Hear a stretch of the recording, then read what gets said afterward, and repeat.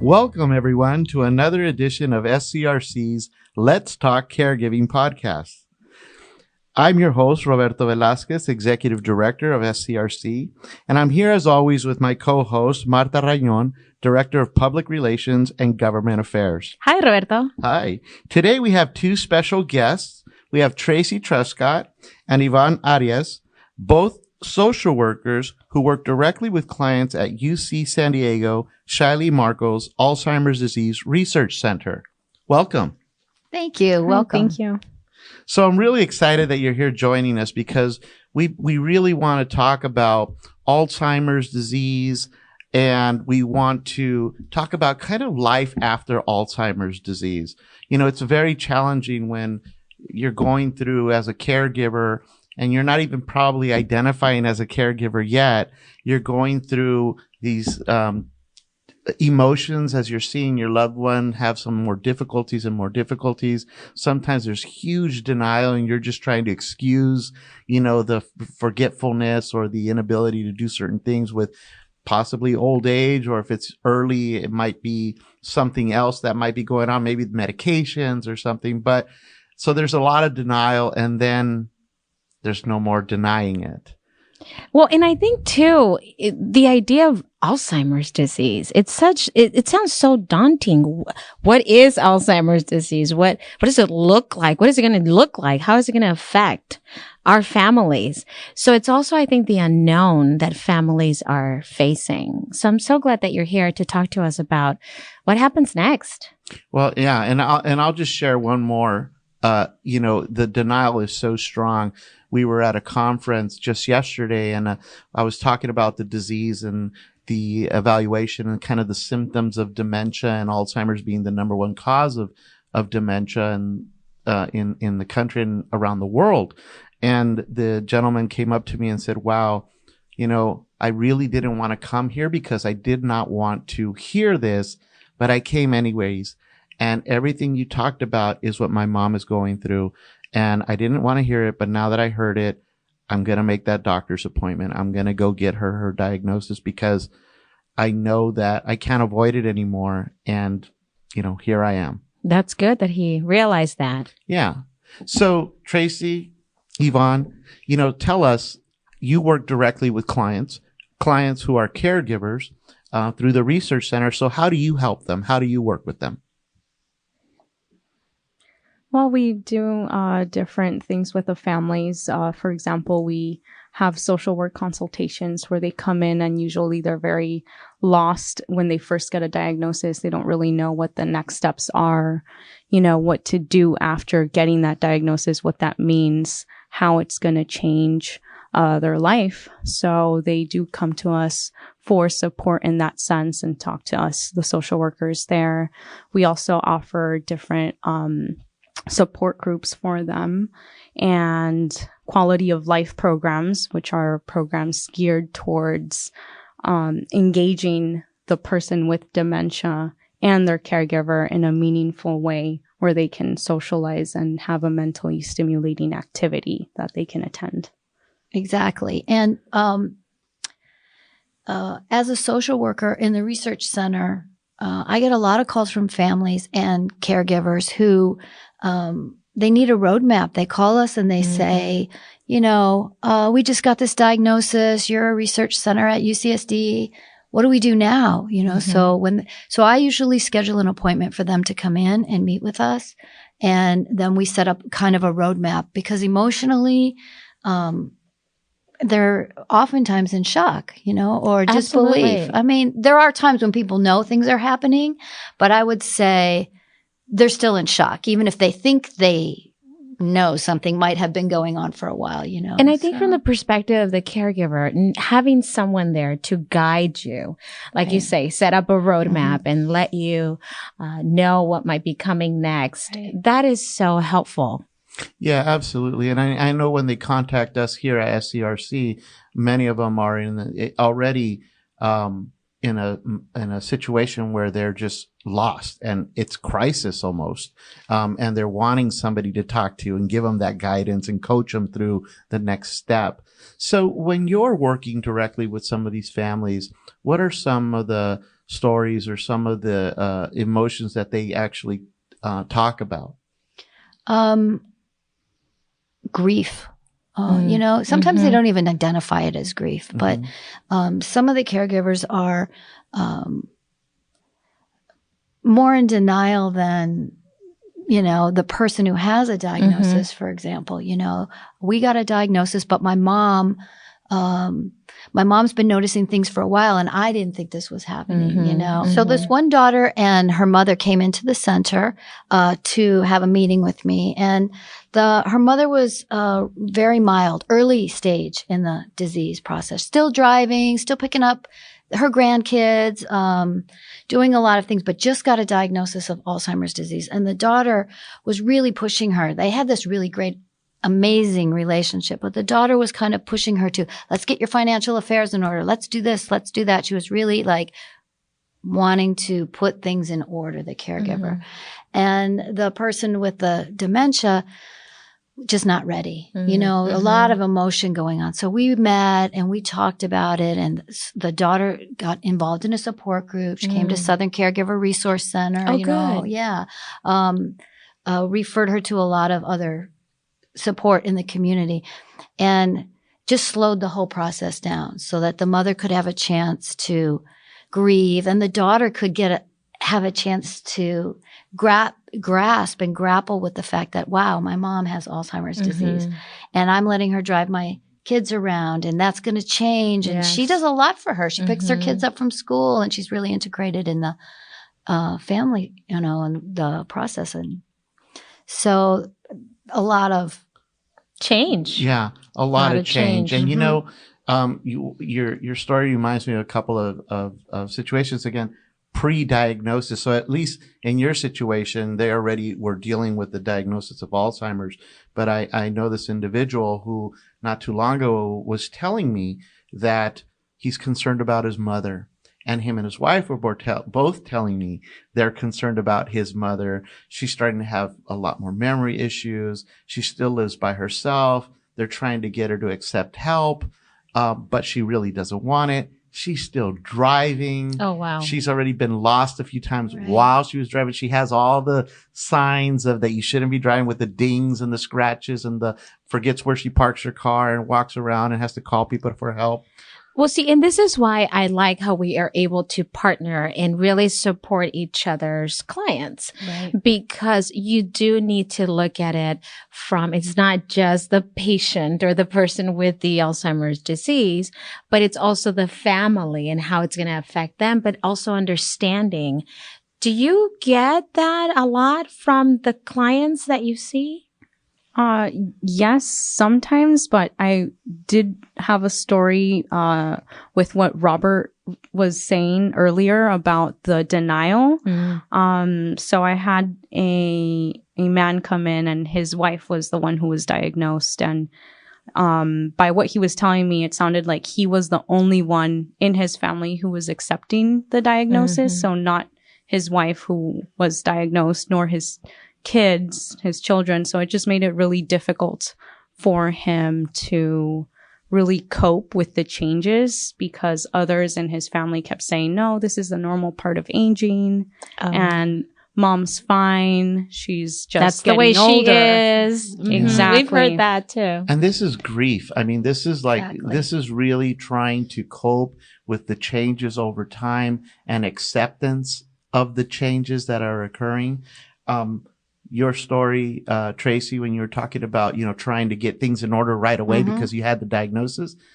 I remember from a personal standpoint, after my father passed away, and while my mom did not have dementia, she had other stuff that we were all being caregivers, for as her kids. But I remember some of my siblings saying, well, we need to get her powers of attorney in order. We need to get her trust changed, and we need to do this, and we need to do that.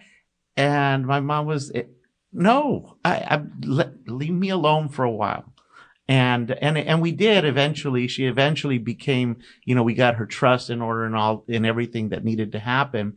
But it took her a while, and it took, it wasn't on our schedule. Right. It was on her schedule. Change is difficult. And I think it's also a challenge for caregivers to accept that change is part of the process, especially when there is so much uncertainty. But it's also with that comes the acceptance, like you said, on your own terms. Mm-hmm. I don't know if that's something that I know you build a roadmap and you guide them. What are also some of the things that you help them, when it comes to their emotions, deal with some of that? Well, you offer support groups. You have support groups, right? Yeah, we do. Yeah. We have support groups. And that person that I was talking about before, I mean, it's a great ending. I mean, she's still alive. She goes to support groups, but that's exactly what we did.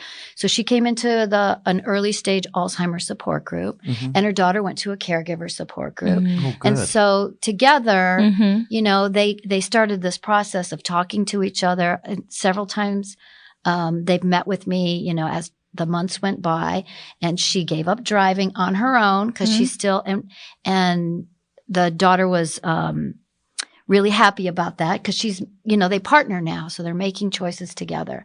They made a choice that she should move out of her house. And so she moved out of her house. She chose the assisted living she was going to live in, but she's still an independent because she's early stages. Mm-hmm. And she moved closer to the daughter so she could see the grandchildren. So they're only a couple miles away. So the support groups really help for the caregivers, and, you know, they're not alone. So they feel like they can, support each other when they're in a caregiver support group. Yeah, That's I think great. that's important, that feeling not alone, because you totally become isolated. I know so many family caregivers who tell us how they feel so alone in this, and they're hesitant to tell other people because they're afraid not so much to offend, but they're afraid that their friends are not going to understand, and they're not going to want to be their friends anymore because I don't want to talk to her or him because all they're going to talk about is their family member and their problems, and I want to deal with that. I don't want to know Right. about that, you know. Some of the caregivers in one of our support groups, a whole lot of the caregivers contributed to a list of things that you could tell people in your life about,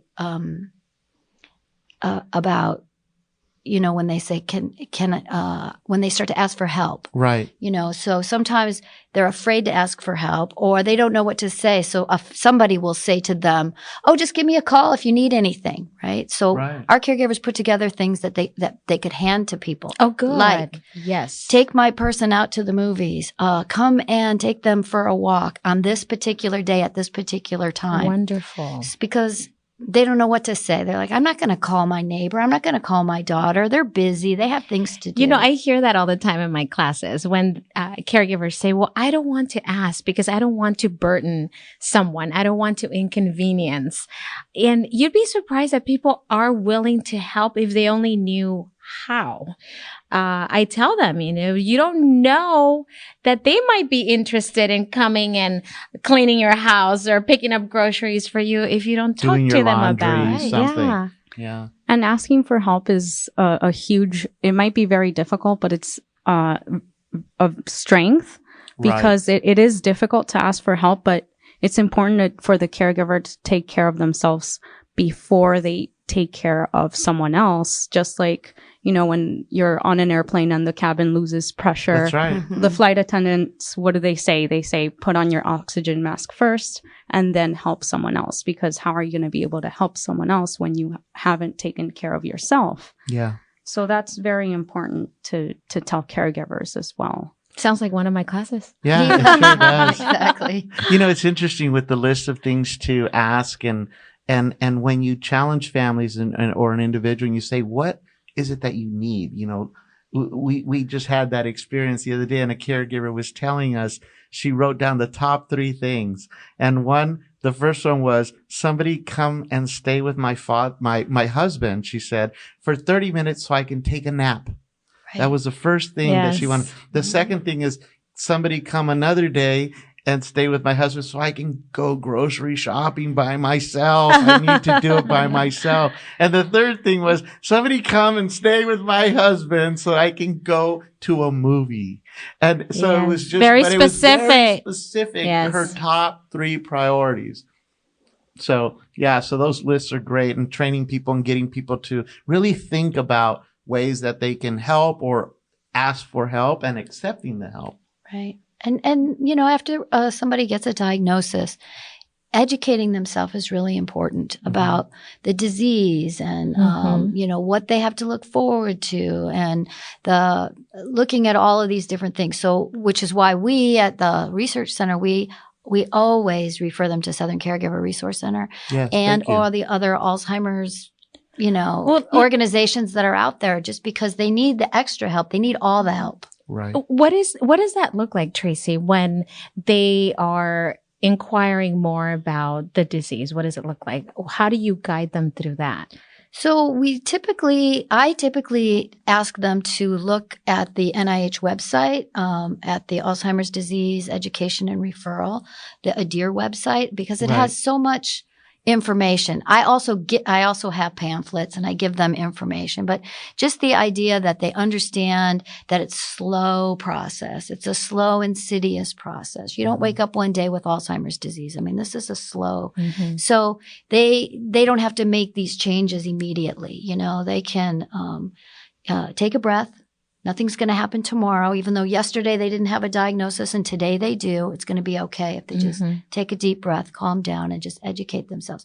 Go to classes, go to the Southern Caregiver Resource Center classes or support groups. Yeah, support groups, research. I mean, there's a lot. So we kind of put it into I'm glad that you do that, because I think a lot of us are computer savvy, right? We go online and we check the different sites, but it can be very daunting too. There's a lot of information. So the fact that you kind of pinpoint it down to them and you say, okay, go to this website and find this information, that makes it easier and not get lost with so much. And there's classes, online educational programs on what next steps, and it breaks it down into stages also, early stage, middle stage, later stage. So then you have a good overall vision of what it might look like. Exactly. Right. And you don't get information overload, or if it's too much information to take in, then just focus on what's happening now. During that stage. Yeah. Well, and I think one of the things that's really important, and you mentioned it earlier, these stories that you're sharing, a lot of emotion involved with a diagnosis, life after the diagnosis as a family caregiver. And we know that people who are caregivers often fall into depression. Definitely. And anger and depression. And you're mentioning referrals to Southern Caregiver Resource Center. And so that's absolutely fantastic, because we have a specific counseling program for family caregivers when they are having those very severe symptoms of depression and anger, agitation, and so forth. So we appreciate those referrals. Oh, definitely. Because they're very important programs, and those are one of the most powerful programs that we offer is the counseling program for family caregivers. And you mentioned depression, but it could be something that they might not have even identified as depression. Right. Sometimes it's depression, sometimes it's apathy, sometimes it's grief. It's just regular grief. Right. Because you're experiencing loss while the person is still alive. Right. And so what is that? Ambiguous loss. Yeah, we've talked about that before. Yes. Yeah. Well, we could talk about this, for hours, but we're running out of time. So I want to thank Martha and for co-hosting with me and my pleasure, and sharing with all of us all her stories as well, and our special guests Tracy and Yvonne. Thank you. Thanks. You're welcome. And I want to remind our audience that if you're providing support to a loved one, you don't have to do this alone. Asking for help is not a sign of weakness. It's a sign of strength. Just go to our website at scrc.care or call us at 1-800-827-1008. Follow us on Facebook and for more podcasts. And I just want to remind everybody also that SCRC is a nonprofit organization, and we provide our services due to the generosity of our donors and our supporters and partners out there.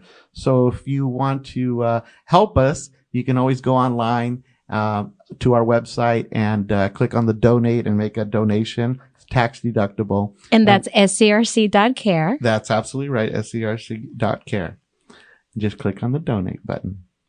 So, again, remember, SCRC is here for you. Caring for those who care for others. Thank you.